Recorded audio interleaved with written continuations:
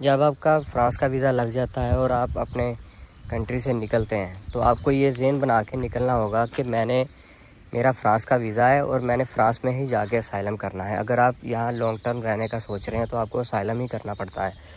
तो आपने वहाँ से ज़हन बना के निकलना कि मैंने फ्रांस में, क्योंकि मेरे पास फ्रांस का वीज़ा है। अगर आप किसी और कंट्री में जाके असाइलम करेंगे तो वो आपका ज़्यादा देर वहाँ चलेगा नहीं। वो आपको कहेंगे कि आपका फ्रांस का वीज़ा है, आप इधर असाइलम क्यों कर रहे हैं, आप वापस फ्रांस जाएं। तो इसलिए आपको अगर फ्रांस का वीज़ा मिला है तो फ्रांस में ही असाइलम करना होगा।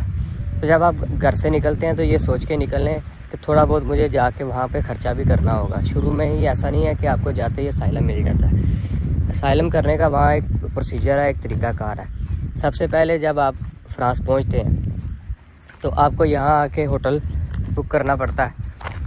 होटल बुक करने क्योंकि उसके लिए होटल बुक करना इसलिए ज़रूरी है क्योंकि फ़ौरन से आपको असाइलम नहीं मिलना, तो आपको रहने के लिए कोई ना कोई तो जगह चाहिए होगी ना।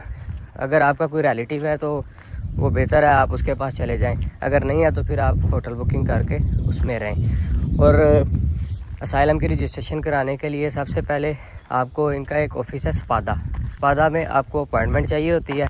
वो अपॉइंटमेंट लेने का तरीका है कि सबसे पहले जब आप फ्रांस में पहुंचते हैं तो आपको सिम बाय करनी पड़ती है।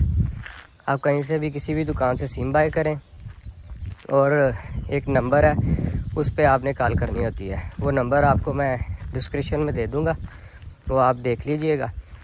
उस नंबर पे आपको कॉल करनी होती है और आप कॉल करनी शुरू करते हैं तो हो सकता है कि आपकी कॉल वो पिकअप ना करें। ऐसा नहीं है कि आप कॉल करेंगे और कॉल वो उठा लेंगे और आपको अपॉइंटमेंट मिल जाएगी। कॉल करने का भी एक ट्रिक है कि आप 8-9 बजे ऑफिस उनका सुबह खुलता है, आप शुरू हो जाएं सुबह 8-9 बजे ही फर्स्ट टाइम शुरू हो जाएं कॉल करनी और कॉल करते रहें। और जो ही आपकी वो कॉल पिकअप करेंगे आपको अपॉइंटमेंट ज़रूर दे देंगे।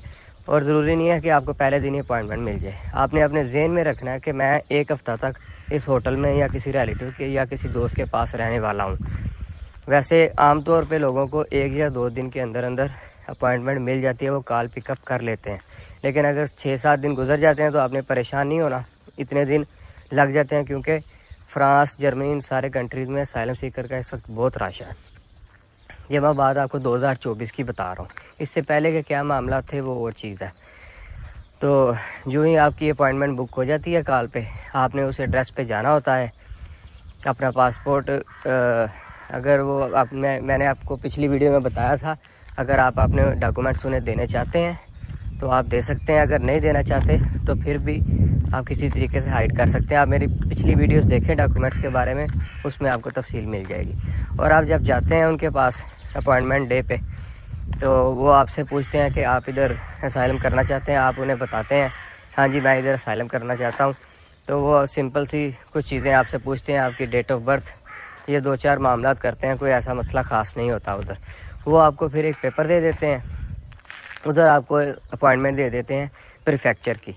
प्रीफेक्चर वो अदारा है जहाँ पे आपके फिंगरप्रिंट होने होते हैं। तो वो आप 1-2 दिन के बाद प्रीफेक्चर जाते हैं, वहाँ जाके आपके फिंगरप्रिंट हो जाते हैं।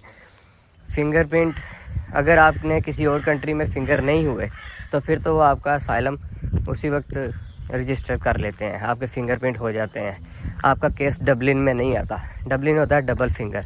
अगर आप किसी और कंट्री में भी फिंगर कराएं या मतलब आपका फ्रांस का वीज़ा था और आप जर्मनी या ऑस्ट्रिया में फिंगर कराएं तो इधर आपको फ्रांस में मसला हो सकता है। इसलिए बेहतर है कि आप फ्रांस का वीज़ा तो फ्रांस में ही असाइलम करें और आपके फिंगरप्रिंट डे पे भी आपको किसी किस्म का कोई मसला नहीं होगा।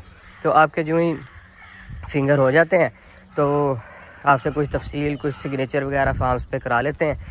तो उसके बाद वो आपको मज़ीद उफ़ी की अपॉइंटमेंट दे देते हैं। उफ़ी एक ऐसा अदारा है जो आपके पैसों का बंदोबस्त करता है, आपके रहने का, घर का बंदोबस्त करता है। तो 2-3 दिन में वो भी आपको मिल जाता है। तो एक चीज़ और मैं ऐड करूं, पहले दिन जब आप स्पादा जाते हैं तो आप उन्हें कह सकते हैं कि हमें आर्जी तौर पे रहाइश फ़िलहाल दे दें जब तक हमारा ये शुरू का रजिस्ट्रेशन का प्रोसीजर कंप्लीट नहीं होता। अगर उनके पास कोई आर्जी तौर पे कैंप, कोई रूम, कोई जगह भी अवेलेबल है तो वो आपको दे देते हैं। अगर नहीं है तो वो आपको सम टाइम कहते हैं कि हमारे पास अभी नहीं है, आप इंतज़ार करें। उतने दिन फिर आपको होटल में या अपने रिलेटिव के पास ही रुकना पड़ता है। मेरा एक दोस्त था तो उसे फ़ौरन ही स्पादा वालों ने अकामोडेशन दे दी थी एक कैंप में, उन्हें रूम मिल गया था बड़ा अच्छा और उसके बाद की बात ये है कि जब आप उफ़ी में होते हैं तो वो आपसे उफ़ी वाले कुछ सवाल जवाब करते हैं। अगर आपको लैंग्वेज का मसला है, इंग्लिश नहीं आती, फ्रेंच नहीं आती, तो फिर आपके लिए वो मुतरजम का इंतज़ाम भी करते हैं। वो फ़ोन पे आप पे बात करता है आपसे। वो अगर आप हिंदी, उर्दू, बंगला कोई किसी भी कंट्री से ताल्लुक़ रखते हैं तो उस तरह का आपको ट्रांसलेटर मिल जाता है। पश्तो जैसा भी हो वो आपको ट्रांसलेटर अरेंज कर देते हैं। उसमें फिर वो आपसे सवाल जवाब करते हैं। वो आपसे पूछते हैं आपने कहीं पहले असाइलम तो नहीं कराया, इस तरह के क्वेश्चन करते हैं। वो आपसे पूछते हैं कि आपके पास घर है, तो आपने उन्हें बताना होता है नहीं हमारे पास घर नहीं है। तो फिर आपको वो घर की ऑफ़र करते हैं और कहते हैं कि जब तक आपका केस पास या केस का डिसीजन नहीं आता उस वक्त तक आपको हमारे दिए हुए घर में रहना होगा।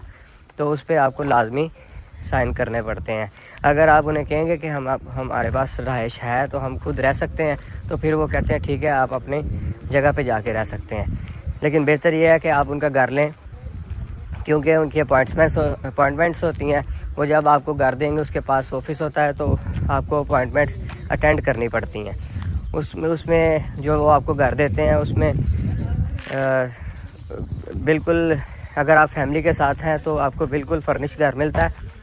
उसमें फ्रिज, टीवी, ओवन, किचन और अगर जितने घर के अफराद हैं उस हिसाब से रूम मिलते हैं। मतलब वो आपके लिए बहुत बेहतर रहता है। और उसमें वो आपसे ये भी शर्त रखते हैं कि आपके डिसीजन आने तक आपको उस घर में रहना पड़ेगा।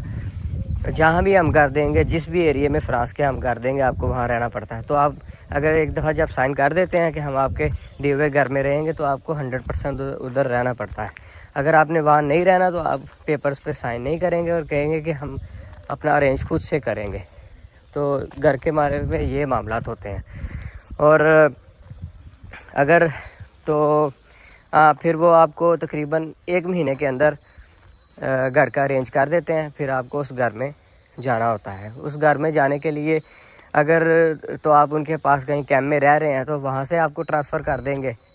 और अगर आपका वो अरेंज शुरू में नहीं कर सके, आप किसी होटल में या रिलेटिव के पास हैं, तो फिर भी वो आपको इतला कर देते हैं। उनके पास आपका नंबर मेल होता है, वो आपको बता देते हैं कि इस डेट को आपने फ़लाँ जगह पे ट्रांसफ़र आपका कर दिया गया है, आपने उधर जाना है।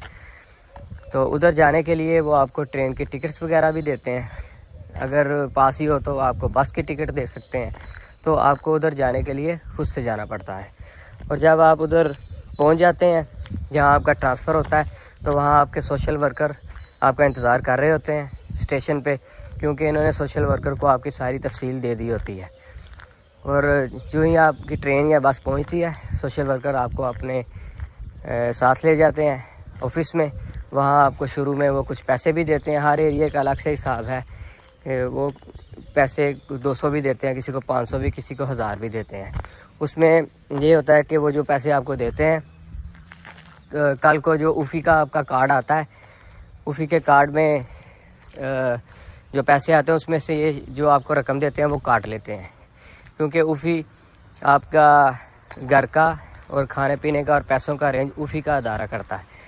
तो इसलिए उफ़ी जो आपको कार्ड देता है वो तकरीबन 1.5 महीने में एक्टिव होता है। उससे पहले ये आपके सोशल वाले आपको सपोर्ट करते हैं, आपको पैसे देते हैं, आपकी ज़रूरियात की चीज़ें शुरू में आपके घर में पूरी कर देते हैं, बर्तन वगैरह ये चीज़ें। और शुरू में ग्रॉसरी भी हो सकता है आपको दे दें 1 हफ़्ते की। और उसके बाद जो आपको पैसे मिलते हैं उसमें से आपने अपने इंतज़ाम करना होता है। ये पैसे वो शुरू में जो आपको देते हैं, वो जब आपके उफ़ी के कार्ड में पैसे आते हैं तो उसमें से ये फिर काट लेंगे थोड़े थोड़े करके। ऐसा नहीं है कि सारे एकदम से काट लेते हैं। तो पैसों के बारे में ये मामला होते हैं। फर्स्ट डे पे जब वो आपको स्टेशन से पिकअप करते हैं तो आपको आपके सिटी में जो हॉस्पिटल है, आपके ग्रोसरी स्टोर है, सारी चीज़ों का विज़िट करवा देते हैं। और जिस ऑफिस में ये लेके जाते हैं आपको, उसका नाम है कादा, CADA, कादा। समझ लें कि सोशल ऑफिस को ये कादा कहते हैं फ्रेंच में। तो कादा में सारे अगले मामला तो आपके इधर ही होते हैं। जब भी कोई अपॉइंटमेंट होती है तो आपको अपने घर से निकल के कादा में ही जाना होता है। ये जिस किसी काम के लिए भी ये आपको बुलाते हैं। और कादा वाले आपके लिए डिस्काउंट कार्ड का भी अरेंज करते हैं, जिस पे आप डिस्काउंट पे शॉपिंग कर सकते हैं अपने एरिया में, ग्रोसरी स्टोर्स पे या मुख्तलिफ जगहों पे। और कादा वाले इसके अलावा आपको फैसिलिटेट करते हैं, मेडिकल की सहूलत देते हैं। कभी भी आपको कोई मसला मसाइल हो जाए तो आपको कादा वाले को बताना होता है, ये आपके लिए अपॉइंटमेंट बुक करके रखते हैं और आपको अपॉइंटमेंट डे पे हॉस्पिटल जाना होता है। और इसके अलावा ये आपका बस टिकट का भी अरेंज करते हैं। अगर तो आपको सहूलियात पास नहीं है, दूर जाना पड़ता है, तो आपके लिए ये डिस्काउंट कार्ड वाली बस या इस तरह का मुख्तलिफ एरिया में मुख्तलिफ चीज़ें खुद से भी टिकट देते हैं। तो ये सारे मामलात होते हैं असाइलम में। मैं आपको फिर एक दफ़ा रिपीट कर दूं कि आपने जिस कंट्री का भी वीज़ा लेके आना उस कंट्री में ही असाइलम करना है।